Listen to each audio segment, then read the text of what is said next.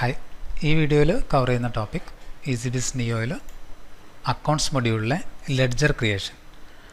ഒരു particular ledger എങ്ങനെ നമുക്ക് ക്രിയേറ്റ് ചെയ്യുക എന്നുള്ളതാണ്. അതിന് ഫസ്റ്റ് മുകളിലുള്ള മൊഡ്യൂൾസിൽ അക്കൗണ്ട്സിലെ മാസ്റ്റർ പ്രിവിലേജ് ഉള്ള യൂസറിൽ ലോഗിൻ ചെയ്തതിന് ശേഷം അക്കൗണ്ട്സിലെ മാസ്റ്റർ അക്കൗണ്ട് ലെഡ്ജർ എന്നുള്ളത് ചൂസ് ചെയ്യുക.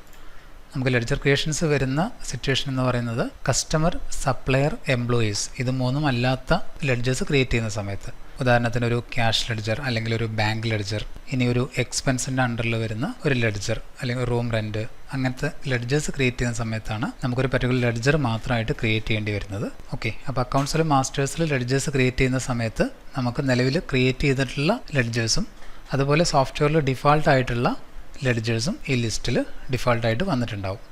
Default cash ledger, profit and loss account system പ്രകാരമുള്ള ഡിഫാൾട്ട് ലെഡ്ജേഴ്സ് ലിസ്റ്റിൽ വന്നിട്ടുണ്ടാവും.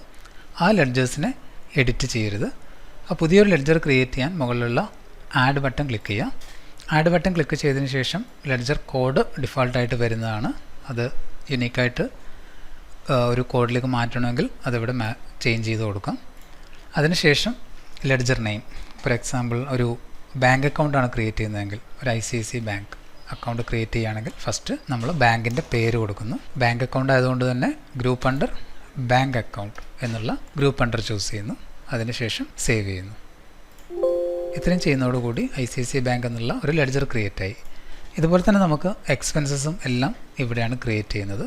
ഒരു റൂം റെൻ്റ് ആണെന്നുണ്ടെങ്കിൽ റൂം റെൻറ്റ് എന്നുള്ള ലെഡ്ജറാണ് ക്രിയേറ്റ് ചെയ്യുന്നതെങ്കിൽ റൂം റെൻ്റ് എന്ന് കൊടുക്കുന്നു. അതിനുശേഷം അതിൻ്റെ ഗ്രൂപ്പ് അണ്ടർ, ഈ ഗ്രൂപ്പ് അണ്ടർ വളരെ ഇമ്പോർട്ടൻ്റ് ആണ്. ഇതിൽ നമുക്ക് ഡിഫോൾട്ട് അക്കൗണ്ട് സിസ്റ്റം പ്രകാരമുള്ള എല്ലാ ഗ്രൂപ്പ് അണ്ടേഴ്സും ലിസ്റ്റിൽ വന്നിട്ടുണ്ടാവും. പുതിയ ഗ്രൂപ്പ് അണ്ടർ ക്രിയേറ്റ് ചെയ്യാനുള്ള ഓപ്ഷനും അവൈലബിൾ ആണ്.